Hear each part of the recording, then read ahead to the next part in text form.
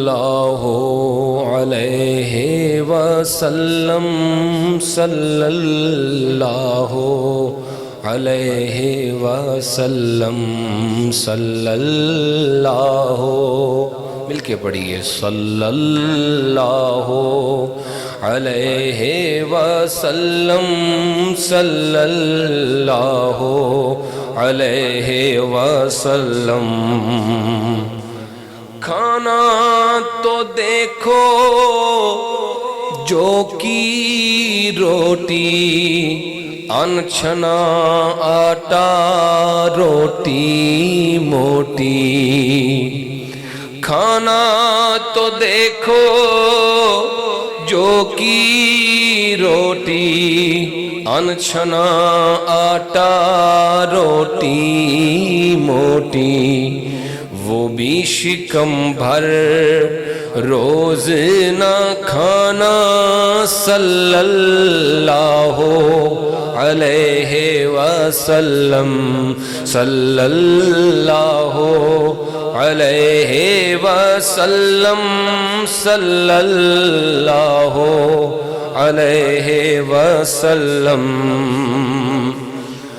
کونوں مکہ کے آقا ہو کر، دونوں جہاں کے داتا ہو کر، کونوں مکہ کے آقا ہو کر، دونوں جہاں کے داتا ہو کر، ہیں فاقے سے شاہ دو عالم، صلی اللہ علیہ وسلم صلی اللہ علیہ وسلم صلی اللہ علیہ وسلم۔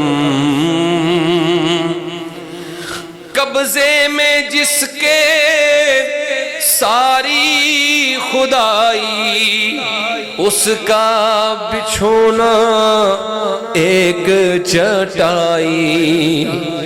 قبضے میں جس کے ساری خدائی، اس کا بچھونا ایک چٹائی۔ نظروں میں کتنی ہیج ہے دنیا، صلی اللہ علیہ وسلم صلی اللہ علیہ وسلم صلی اللہ علیہ وسلم۔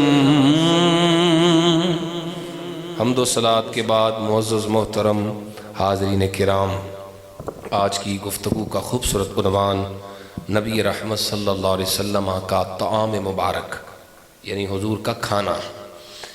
ائمہ محدثین کرام نے اپنی شمائل کی کتب میں خاص طور پہ اس نام سے چیپٹر قائم کیے ہیں، باب طعام النبی صلی اللہ علیہ وسلم یا باب اکل النبی صلی اللہ علیہ وسلم۔ پھر الگ الگ نبی پاک علیہ السلام کی خبز کا بیان، حضور کی روٹی کا بیان، حضور کے سالن کا بیان، الگ الگ طور پہ نبی پاک علیہ الصلوۃ والتسلیم کے کھانوں کا بیان کیا ہے۔ تفصیل سے تو نہیں، انشاءاللہ اختصار سے چند ضروری باتیں آپ کے گوش گزار کروں گا۔ احباب ذی وقار، ایک مسلمان، اسے اپنے محبوب کریم علیہ السلام سے ایسی عقیدت ہے کہ وہ ہمیشہ اپنے محبوب کی اداؤں کی جستجو میں رہتا ہے، حضور کی اداؤں کی تلاش میں رہتا ہے۔ یہ تابعین سے لے کر آج تک صحابہ کرام کا بھی یہی مزاج ہے، حضور کی اداؤں کے متلاشی ہر کام میں، چاہے وہ کام عادت کا ہو یا عبادت کا ہو۔ سمجھ رہے ہیں؟ عبادت کے کاموں میں بھی ہم تلاش میں رہتے ہیں، کانوں تک ہاتھ اٹھا رہے ہیں، کیوں اٹھا رہے ہیں؟ کیونکہ ہمارے نبی نے اٹھائے تھے۔ ناف کے نیچے باندھ رہے ہیں، کیوں باندھ رہے ہیں؟ کیونکہ حضور نے باندھے تھے۔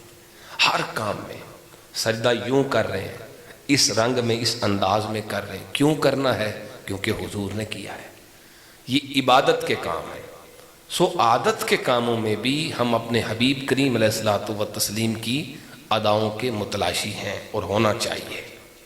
نبی پاک علیہ السلام نے کس طرح نیند فرمائی، آرام فرماتے تھے تو کیسے، کپڑے پہنتے تھے تو کیسے، نالین پہنتے تھے تو ترتیب کیا ہوتی تھی، مسجد میں آتے تھے تو کیسے، نکلتے تھے تو کیسے، سمجھ رہے ہیں؟ یہ ساری سنتیں ہیں۔ اسی طرح نبی پاک علیہ السلام کس طرح کھاتے تھے اور کیا کیا کھانا پسند فرماتے تھے، یہ ساری ڈیٹیلز بھی ایک مومن کی جستجو ہے، اور اس پر اللہ کی طرف سے انعام اور اجر بھی ہے۔ آئیے احباب، کھانا جو ہے یہ ایک طبعی ضرورت ہے۔ ہم زندہ رہنے کے لیے محتاج ہیں، ایک وقت تک زندہ رہیں گے بغیر کھانے کے، اس کے بعد نہیں ہے ممکن۔ سو زندگی کے لیے ہم کھانے کے محتاج ہیں۔ نبی رحمت شفیع معظم صلی اللہ علیہ وسلم نے کھانا کھایا ضرور ہے، مگر زندگی کے لیے حضور کھانے کے محتاج نہیں ہیں۔ بات سمجھ میں آ رہی کہ نہیں آ رہی؟ حضور حیات کے لیے، زندگی کے لیے اس کے محتاج نہیں ہیں۔ اسی لیے نبی رحمت صلی اللہ علیہ وسلم نے جب مسلسل روزے رکھنے شروع کیے، صوم وصال، ایک کے بعد ایک روزہ، نہ سحر ہے نہ افطار ہے، نہ سحر کا کھانا نہ افطار کا کھانا، مسلسل روزے، صحابہ کرام نے بھی رکھنے شروع کر دیے۔ حضور نے منع فرمایا، نہا رسول اللہ صلی اللہ علیہ وسلم عن الوصال فی الصوم، حضور نے اس صوم وصال سے منع کر دیا۔ ایک صحابی اٹھے اور ایک سوال کیا، عرض کی یا رسول اللہ صلی اللہ علیہ وسلم انک تواصل، حضور آپ خود بھی تو رکھتے ہیں۔ تو جو ہے بھائیوں کی، حضور ہمیں آپ منع کر رہے ہیں، خود بھی تو رکھتے ہیں، آپ اس کام سے ہمیں منع کر رہے ہیں جو خود آپ کرتے ہیں۔ حضور نے جملہ فرمایا، اس پہ سب بولیں گے پوری توجہ سے، فرمایا وَأَيُّكُمْ مِثْلِي، بتاؤ میرے جیسا کون ہے؟ توجہ ہے نا بھائیوں کی، ذرا ہمت کے ساتھ جواب دینا۔ فرمایا بتاؤ میرے جیسا کون ہے؟ تم کہہ رہے ہو، یہ صحابی کا سوال اعتراضاً نہیں تھا، یعنی اعتراض نہیں تھا حضور کی ذات پہ، حضور آپ ہمیں منع کر رہے ہیں آپ رکھ رہے ہیں، اعتراض نہیں تھا، سوال تھا۔ اور سوال کی وجہ اور حکمت بھی یہ تھی، حضور ہمیں تو عقیدہ پتہ ہے، بعد والوں کو بھی پتہ چل جائے۔ حضور ہم تو آپ کو جو سمجھتے ہیں، ہمارا تو عقیدہ یہی ہے، ذرا بعد والوں کو بھی بتانا ہے نا۔ ارشاد فرمائیے نا، خود کیوں رکھتے ہیں؟ فرمایا ایکم مثلی، بتاؤ میرے جیسا کون ہے؟ یعنی میرے جیسا کوئی نہیں ہے، میرا مثل کوئی نہیں ہے۔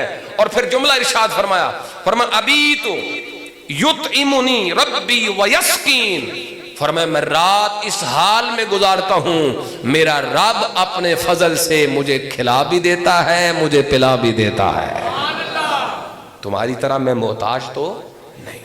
حضور نبی پاک علیہ السلام حیات کے لیے، زندگی کے لیے محتاج کھانے کے نہیں تھے۔ پھر کھایا کیوں؟ محتاج نہیں تو پھر کھایا کیوں؟ یہ بھی سوال ہے، جواب سنیے۔ نبی رحمت شفیع معظم صلی اللہ علیہ وسلم نے کھانا اس لیے کھایا، ادھر توجہ یار، آ گئے ہیں، سردی ہے بڑی مجھے پتہ ہے، تو مشکل سے آپ تشریف لائے ہیں، ذوق نہیں ہوگا تو مزہ نہیں، پوری توجہ سے۔ کیوں کھایا پھر اگر ضرورت نہ تھی تو؟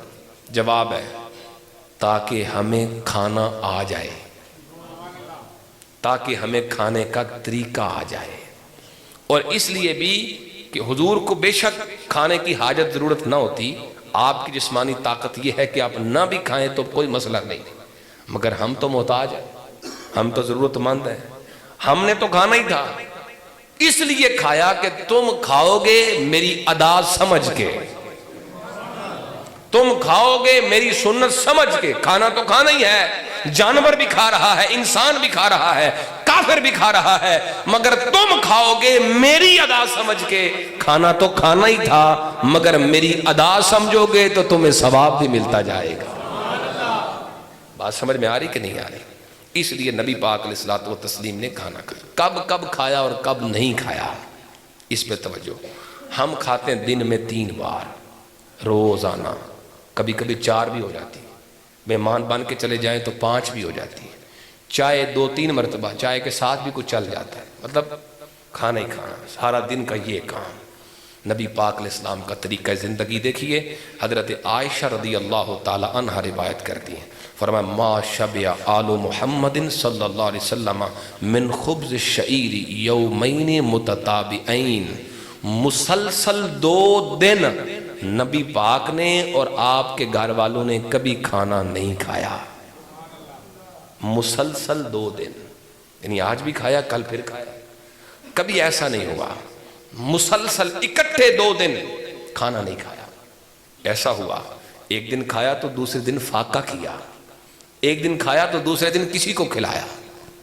یہ زندگی ہے، یہ طریقہ ہے حضور کا۔ اسی طرح دوسری حدیث سنیں، حضرت امام ترمذی لائے، فرماتے ہیں ما کان یفضل عن اہل بیت رسول اللہ صلی اللہ علیہ وسلم خبز الشعیر، ایک دن کھایا 2 دن نہیں کھایا، مسلسل اکٹھے 2 دن کھانا نہیں کھایا، مگر جس دن کھایا تو کتنا کھایا؟ آپ سمجھ رہے میری بات کو؟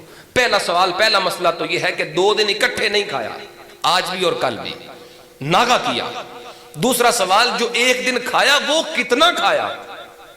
2 دن کا سٹاک رکھ لیا، ایک ہی بار کھا لیا؟ نہیں، فرمایا ما کان یفضل، نبی پاک علیہ السلام کے دسترخوان پر، اہل بیت کے دسترخوان پر اداؤں کو اپنانے کی توفیق عطا فرمائے، ایک ٹکڑا بھی باقی نہیں بچتا تھا۔ اس کا معنی بیان کیا محدثین نے، کیوں نہیں بچتا تھا؟ فرماتے ہیں روٹی اتنی تھوڑی ہوتی تھی، کھانا اتنا کم ہوتا تھا کہ بچتا ہی نہیں تھا۔ ضرورت سے زیادہ ہوگا تو بچے گا نا، ضرورت سے زیادہ وہ کم ہوتا تھا، بھوک اس سے مٹتی بھی نہیں تھی۔ پہلی بات تو 2 دن کے بعد کھایا یا 1 دن کے بعد کھایا، دوسری بات جب کھایا تو پورا نہیں کھایا، تیسری بات سنیے، فرمایا ایک دن میں کتنی بار کھایا، صبح دوپہر شام یا ایک ہی وقت؟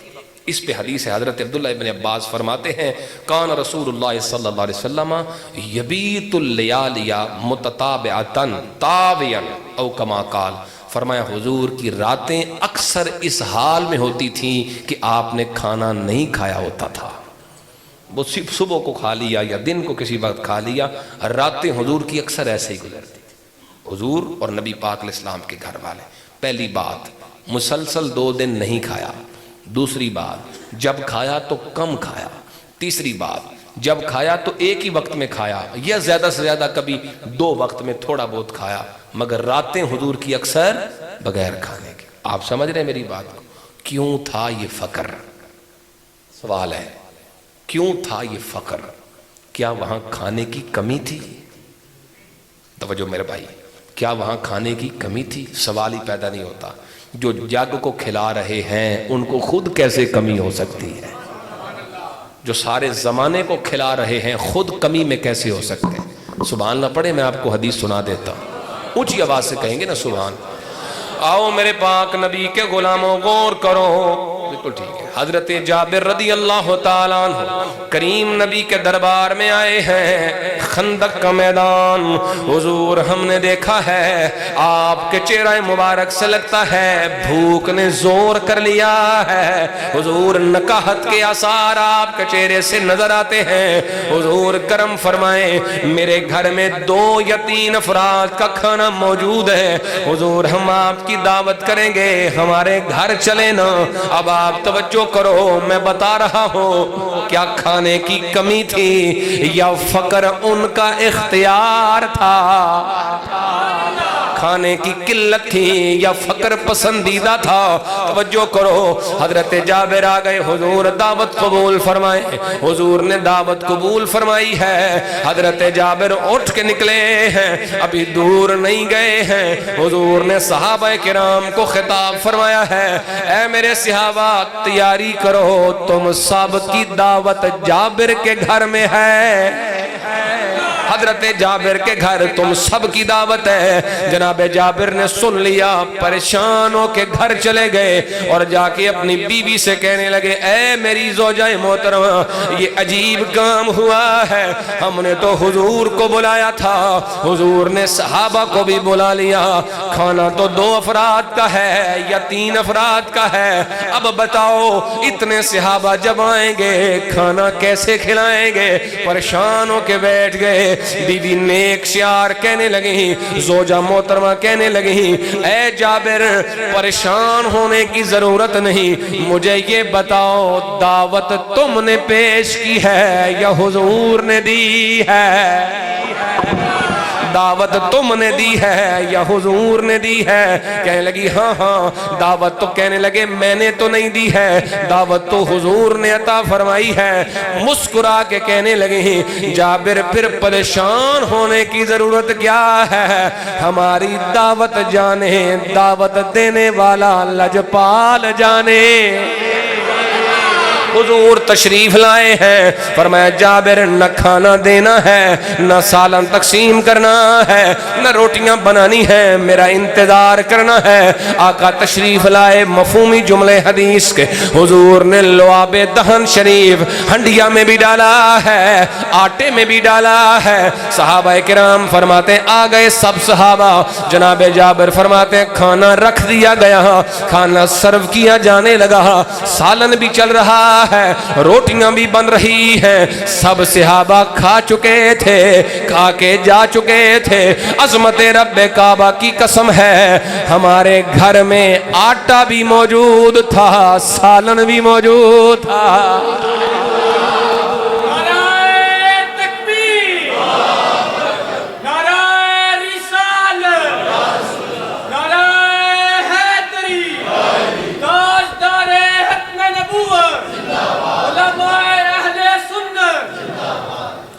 نعمتیں سب وہی کھلاتے ہیں، سمجھو بات کہ نہیں؟ نعمتیں سب وہی کھلاتے ہیں، دانا دانا دانا دانا میرے حضور کا ہے، دانا دانا دانا دانا میرے حضور کا ہے دانا دانا۔ ایک دفعہ سارے بولو سبحان اللہ۔ قلت نہیں ہے، کمی نہیں ہے، فقر اختیاری ہے، خود پسند فرمایا ہے۔ وجہ کیوں پسند کیا؟ اس میں کئی حکمتیں ہیں۔ ایک حکمت یہ بھی ہے حضور جانتے تھے، جانتے ہیں امت میں فقیر بھی ہوں گے۔ ادھر دیکھیے گا، کوئی مجھے زبان خاموش نہیں چاہیے، امت میں غریب بھی ہوں گے، امت میں مسکین بھی ہوں گے، بھوکے رہیں گے، جب مجھے دیکھیں گے تو بھوک مٹ جائے گی، پریشان ہوں گے، کہیں وہ احساس کم تری کا شکار نہ ہوں۔ جب اپنے فقر کو دیکھیں گے، اپنی غریبی کو دیکھیں گے، مسکنت کو دیکھیں گے، پھر مجھے یاد کریں گے، اور پھر یہ خوش ہو جائیں گے یہ سوچ کر ہماری ہی صفوں میں نبیوں کا سردار بھی ہے۔ اس لیے نبی پاک علیہ السلام نے امت کے لیے، غریبوں کے لیے فقر کو پسند فرمایا ہے، ورنہ چاہتے تو جنت کے کھانے زمین پہ تقسیم کرتے ہیں۔ اللہ اکبر۔ آئیے اب وہ تفصیل آپ کی خدمت میں عرض کروں، احادیث کی روشنی میں کیا کیا کھایا۔ سب سے پہلے ہے جو کی روٹی، جو شریف کی روٹی۔ کس کی روٹی بولو؟ شریف کی روٹی۔ ہر وہ شے جس کی نسبت حضور سے ہے وہ شریف ہے، وہ برکت والی ہے۔ نبی پاک علیہ السلام اپنے گھروں میں کبھی کبھی صحیح جو کھانے کا رواج ڈالنا چاہیے، کبھی کبھی صحیح، ہفتے میں ایک بار آج جو کھانے ہیں، یا پھر یوں کر لیں آٹے میں تھوڑے جو بھی مکس کر لیں، ٹھیک ہے، برکت بھی مل جائے گی، اور اس میں جو غذائیت ہے، جو اس کی انفرادیت ہے غذائیت کے اعتبار سے، وہ بھی مل جائے۔ لیکن نیت ہماری یہ ہونی چاہیے کہ ہم سنت حضور کی ادا کر رہے ہیں، باقی طبی چیزیں اور باقی میڈیکل ایشوز وہ سائیڈ پہ رکھ دیں۔ نیت میں سب سے پہلے یہ ہونا چاہیے یہ نبی پاک کا طریقہ ہے صلی اللہ علیہ وسلم۔ آٹے میں تھوڑے سے جو شامل کر دیں، آٹا جو کا۔ دوسرے نمبر پہ یہ جو کا آٹا کس طرح استعمال کرتے تھے، چھان کر یا بغیر چھانے؟ ایک صحابی حضرت سہل، ان سے پوچھا گیا کیا آٹا چھانا جاتا تھا؟ تو فرمایا چھاننی نے کبھی حضور کا سامنا کیا ہی نہیں، یعنی نبی پاک علیہ السلام کے گھر میں چھاننی نام کی شاید تھی ہی نہیں، بغیر چھانے کافر چھانتے کیسے تھے؟ تو انہوں نے جواب دیا ہم یعنی عہد رسالت میں رہنے والے لوگ پھونک مارتے تھے آٹے پر، جو اوپر تنکے وغیرہ ہوتے تھے اڑ جاتے تھے اور باقی پکایا جاتا تھا۔ اس سے غذائیت کم بھی نہیں ہوتی، چھاننے سے کم ہو جاتی ہے، یہ بھی بات ذہن میں رکھ لیں۔ چھاننے سے جو اس کا مٹیریل ہوتا ہے، خاص اس میں جو غذائیت کے اجزاء ہوتے ہیں وہ بعض اوقات نکل جاتے ہیں جی، لیکن چھانے بغیر پکائیں تو برقرار رہتے ہیں۔ یہ ایک حدیث پاک کا مفہوم بھی ہے جو آپ کی خدمت میں عرض کر رہا ہوں۔ آئیے سالن کیا تھا، وہ جو ہے بھائیوں کی تھوڑا سا اسے سمجھیں گے، یہ شمائل کا ایک حصہ ہے۔ سب سے پہلا سالن جو نبی پاک نے استعمال فرمایا ہے وہ ہے سرکہ۔ کیا سرکہ بھی بطور سالن استعمال ہوتا ہے؟ پتہ نہیں، لیکن نبی پاک نے استعمال فرمایا ہے۔ حضرت ام ہانی کے گھر تھے، آپ کی چچا زاد بہن ہیں، حضرت مولا علی کی بیٹی ہے، مولا علی کی بہن ہے۔ حضور نے فرمایا کچھ کھانے کو ہے تو لاؤ۔ انہوں نے عرض کی حضور روٹی کے خشک ٹکڑے ہیں، فرمایا پیش کرو۔ لائے گئے، سالن کوئی نہیں، فرمایا جو ہے لے آؤ۔ عرض کی حضور سرکہ ہے ہمارے گھر، فرمایا لے آؤ۔ اور جملہ فرمایا سب سے بہترین سالن یہ سرکہ ہے۔ سب سے بہترین سالن کیا ہے؟ ایک اور روایت میں نے پڑھا کہ نبیوں کا طریقہ ہے روٹی سرکے سے کھانا، کبھی کبھی یہ بھی کر لینا چاہیے، اس سے فوائد بھی بڑے ہیں، یہ میں بات بتا دوں آپ کو، لیکن ہماری توجہ فوائد کی طرف بعد میں ہونی چاہیے، پہلے حضور کی ادا کی طرف ہونی چاہیے۔ سارے کہیں گے سبحان اللہ۔ دوسرا سالن جو نبی پاک نے استعمال کیا ہے وہ ہے مرغی کا گوشت۔ سب کھاتے ہیں، اس لیے یہ بتا رہا ہوں تاکہ ذہن میں وہ بات رکھ کے کھائیں گے تو فائدہ ہو رہی ہے۔ مرغی کا گوشت، حضرت ابو موسیٰ اشعری رضی اللہ تعالی عنہ فرماتے ہم بیٹھے تھے، کھانا لایا گیا، اس میں مرغی کا گوشت تھا۔ نبی پاک صلی اللہ علیہ وسلم کے یہ صحابی فرماتے ایک شخص درمیان سے نکلنے لگا، پیچھے ہٹنے لگا کھانے کے بغیر۔ تو میں نے اس کو پوچھا کہ بتاؤ بھائی بھاگ کدھر رہے ہو، کھانا رکھا گیا تم نکل رہے ہو؟ اور اس نے کہا مرغی ہے تو میں مرغی نہیں کھاتا، مرغی تو نجاست بھی کھاتی ہے، یا اس نے یوں کہا کہ اس مرغی کو میں نے نجاست کھاتے ہوئے دیکھا ہے تو میں کیسے کھاؤں؟ حضرت ابو موسیٰ اشعری رضی اللہ عنہ فرمانے لگے رأیت رسول اللہ صلی اللہ علیہ وسلم یأکل لحم دجاج، فرمایا میں نے حضور کو دیکھا ہے، حضور نے مرغی کا گوشت کھایا ہے۔ جب حضور نے پسند فرما کے کھا لیا ہے تمہیں کیا مسئلہ ہے؟ بات سمجھ میں آ رہی؟ سو دوسرا سالن شریف وہ ہے مرغی کا گوشت۔ تیسرا حکم دیا حضور نے امت کو، یہ امر وجوب کے لیے نہیں ہے، استحباب کے لیے، اچھا ہے عمل کرو اس پہ۔ کیا؟ فرمایا کلو زیت، زیتون کا تیل کھایا کرو۔ کیا کھایا کرو؟ حکمن کہا زیتون کا تیل کھایا کرو، وَدَّهِنُوا بِهِ، اور اسے سر پہ بھی لگایا کرو، اس کی مالش بھی کیا کرو۔ کیوں؟ فرمایا فَإِنَّهُ مِن شَجَرَةٍ مُبَارَكَةٍ، اس لیے کہ یہ ایک برکت والے درخت کا تیل ہے۔ زیتون کا تیل کس درخت کا تیل ہے؟ اللہ۔ کیوں ہے یہ درخت برکت والا؟ یہ بھی ایک عجیب داستان ہے بھئی، کیوں ہے اس میں برکت؟ پہلی روایت پڑھ رہا ہوں، دعا لہو 70 نبیا بالبرکہ، یہ وہ درخت ہے اس کے لیے 70 نبیوں نے برکت کی دعا فرمائی ہے، جن میں سے حضرت ابراہیم علیہ السلام بھی ہیں اور ہمارے آقا بھی ہیں۔ نبی اس کے لیے، اس درخت کے لیے برکت کی دعا فرماتے رہے، نبیوں کی دعا کی برکت سے میرے اللہ نے اس درخت کو برکت والا درخت بنا دیا ہے، استعمال کرنا چاہیے۔ اور پھر ایک اور جگہ پہ میں نے پڑھا حضرت ابو ہریرہ سے یہ روایت، فَإِنَّهُ فِيهِ شِفَاءٌ مِّن 70 داءٍ، اس درخت میں، اس تیل میں اللہ کی طرف سے 70 بیماریوں سے شفا رکھی گئی ہے۔ پھر ایک جگہ حضرت عبد الرؤف مناوی رحمت اللہ تعالی علیہ، آپ نے یہ بڑا خوبصورت جملہ لکھا کہ اس درخت میں برکت کیوں ہے؟ آپ فرماتے ہیں اس لیے کہ یہ برکت والی سرزمین میں سب سے پہلے اگا ہے۔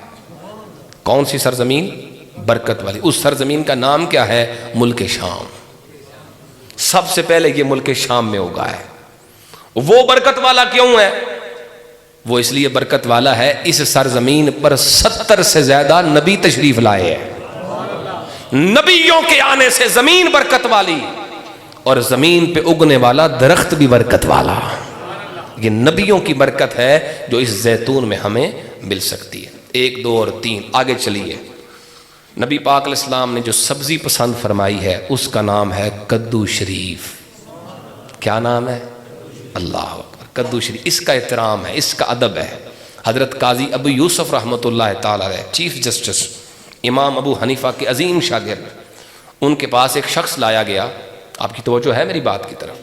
اس نے ان کے سامنے یہ کہا کہ میں نے سنا ہے کہ کدو شریف حضور کو پسند ہے, مگر معاذ اللہ مجھے تو پسند نہیں, میرا اپنا مزاج ہے. یہ جو فطرت ہے نا, مزاج ہر انسان کا وکرا وکرا ہے. فطرت ایک ہے, مزاج الگ الگ ہے. تو اس نے کہا جی میرا مزاج تو پسند نہیں کرتا, حضور پسند فرماتے تھے تو میں تو نہیں کرتا. حضرت قاضی ابو یوسف چیف جسٹس کا فیصلہ, آپ نے فرمایا قتل کرنے کا سامان لاؤ, اسے قتل کر دو, مرتد ہو چکا ہے. یہ اس شے کو ناپسند کرتا ہے جس کو میرے نبی پسند فرماتے تھے. مسلمان وہی ہے جس کی ناپسند وہی ہے جو حضور کی ناپسند ہے, اور جس کی پسند وہی ہے جو حضور کی پسند ہے. یہ چیف جسٹس کا فیصلہ ہے. وقت کے چیف قتل کر دو. اس نے یہ کہا ہی کیوں؟ ایسے ہوتے ہیں چیف جسٹس, ایسے ہوتے ہیں قاضی القضات. وہ نہیں ہوتے جو خود بھیج دیں باہر. توجہ ہے بھائیوں کی, کچھ کہہ رہا ہوں, جو خود نکال دیں گستاخوں کو اور کہیں بھاگ جاؤ راتوں رات. ہمارے وہ نہیں ہیں. ہمارے یہ ہیں جو اس بات پہ بھی قتل کا حکم دیتے ہیں, تو نے نبی پاک کی پسند کو ناپسند کیوں کہا؟ اونچی آواز سے کہو سبحان اللہ. کیا ہو گئے بھائی؟ آگے چلیں گے بھائیوں. نبی پاک صلی اللہ علیہ وسلم کے ایک غلام, اب ذرا ذوق والی بات ہے, سنیں گے محبت سے. سبحان اللہ. ایک صحابی حضور کے پاس ہے, درزی ہیں, درزیوں کا کام کرتے ہیں, اور عرض کرتے ہیں حضور میں آپ کی دعوت کرنا چاہتا ہوں. درزی ہے, شان والے نبی کو اپنے گھر بلانا چاہتا ہے. سبحان اللہ کہو نا یار. آؤ میرے پاک نبی کے غلاموں ذرا غور کرو. درزی حضور کے دربار میں, یا رسول اللہ درزی ہوں, ایک مزدور ہوں, مگر دل میں چاہ بڑا ہے, دل میں خواہش بڑی ہے, میں آپ کی دعوت کروں گا. کریم نبی نے یہ تو نہیں فرمایا ہے تو ایک عام سا مزدور ہے, میں رب کا رسول ہوں, مجھے کیسے بلائے گا؟ یہاں دنیا کا اصول یہ ہے, بڑا سارا مہمان ہو, وی آئی پی ہو, اسے بلانے کے لیے بڑا گھر ضروری ہے, بڑا قبیلہ ضروری ہے, بڑا خاندان ضروری ہے, بڑا مال ضروری ہے. مگر یہ حضور کا دربار ہے, حضور کو بلانے کے لیے بڑا مال ضروری نہیں, بڑا گھر بار ضروری نہیں, بس دل میں حضور کا پیار ضروری ہے. حضور کو بلایا, یا رسول اللہ میرے گھر آئیں گے. میرے نبی نے وعدہ فرما لیا, حضور تشریف لے گئے ہیں. اب کیا خوب شانوں والا ہے وہ گھرانہ جس کا مہمان وہ بنا ہے جو عرشوں کا بھی مہمان ہے. آپ نے جملہ ضائع کیا ہے, میں پھر دہرا رہا ہوں, توجہ کے ساتھ بولنا ہے اس پہ. آؤ میرے پاک نبی کے غلاموں ذرا غور کرو نا, یہ وہ عظیم الشان گھرانہ ہے, یہ اس شان والے درزی کا گھرانہ ہے جس کا مہمان وہ بنا ہے جو رب کا بھی مہمان ہے, جسے میرا رب بھی بلاتا ہے. حضور تشریف لے آئے ہیں. توجہ کرو, میں قربان اس گھر پر جس گھر کا مہمان نبیوں کا سردار بنا ہوا ہے. حضور کو بلانے کے لیے, دعوت دینے کے لیے گھر بڑا نہیں چاہیے, دل بڑا چاہیے. مال زیادہ نہیں چاہیے, پیار زیادہ چاہیے. تو آؤ پھر ہم بھی پکاریں, آؤ پھر ہم بھی دعوت پیش کریں. اپنے اپنے گھرانوں کو ذہن میں رکھنا ہے اور پکار کے کہنا ہے کہ کدی آقا آؤ غریباں دے ویڑے. ہے ذوق پڑھنے کا. کدی آقا آؤ غریباں دے ویڑے, مل کے کدی آقا آؤ غریباں دے ویڑے. کدی آقا اے مک جان دنیا تو جھگڑے تے جیڑے کدی آقا آؤ غریباں دے ویڑے پتہ نہیں کس کے آنسو کام آ جائیں مل جاؤ کدی آقا آؤ غریباں دے ویڑے سبحان اللہ کھوتے ایک اور سناواں حکیم طبیباں دے وس دیئے گل نہیں حکیم طبیباں دے وس دیئے گل نہیں میرے مرض دا اور کوئی بھی حل نہیں دکھاؤ چمکھڑا تو ہون سویرے کدی آقا غریباں دے بیڑے احباب عزیز وقار نبی پاک تشریف لے آئے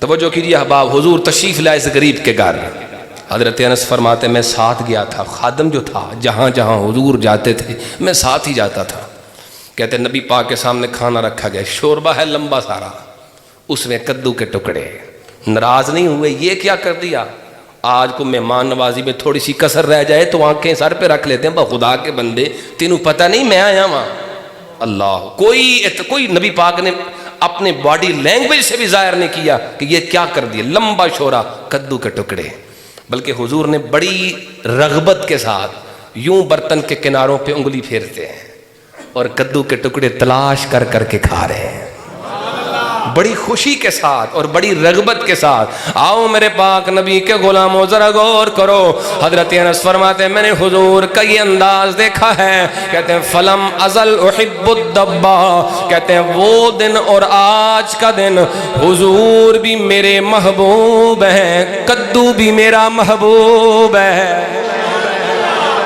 میں نے دیکھا نا حضور رغبت فرما رہے مجھے محبت ہو گئی اللہ اکبر نبی پاک علیہ السلام کی غذا میں سے ایک خوبصورت غذا ہے گوشت بکری کا گوشت پسند فرماتے تھے اور خاص طور پہ بکری کے گوشت کا اگلا حصہ یعنی اس کی دستیاں یہ حضور رغبت کے ساتھ پسند فرماتے تھے اور ایک حدیث میں لفظ ہے نبی پاک دانتوں کے ساتھ گوشت اتار کے اسے تناول فرماتے تھے اس میں طبی فوائد ہیں ہر وہ کام جس میں سنت کا دخل ہے وہ سنت طریقہ ہمیں پتہ ہے وہی کرنا ہے اس میں فائدے بڑے ہیں ایک دن ایک صحابی ہیں حضرت ابو عبید نبی پاک کے غلام خادم تھے فرماتے میں نے کھانا بنایا ادھر دیکھیے خاص بات اور آخری ہے میں نے کھانا بنایا گوشت میں نے دستی نکالی کیونکہ حضور کو پسند تھی پسند کا پتہ تھا نا وہی پیش کی نبی پاک نے دستی سے گوشت کھایا فرمایا مجھے ایک اور دستی دو میں نے دوسری بھی نکال کے پیش کر دی حضور نے اسے بھی کھایا حکم فرمایا ایک اور دستی دو ناولنی ذرا ایک اور دستی نکالو میں نے عرض کی یا رسول اللہ وکم للشاۃ من ذرا حضور ایک بکری کی کتنی ٹانگیں ہوتی ہیں دستیاں وہ تو 2 ہی ہوتی ہیں آپ کہہ رہے ہیں اور 2 سبحان اللہ پڑھو حضور آپ نے کہا اور 2 تو ہوتی 2 ہیں میں اور کدھر سے دوں نبی پاک نے جملہ فرمایا والذی نفسی بیدہ لو سکتا حضور کی لناولتنی الذرا ما دعوتو فرمایا اگر تم چپ رہتے میں مانگتا رہتا تم دیتے رہتے دستیاں نکلتی ہی جانی تھی اگر تم چپ رہتے میں کہتا رہتا دو تم نکالتے جاتے نکلتی رہنی تھی کیونکہ میں نے جو کہہ دیا تھا اللہ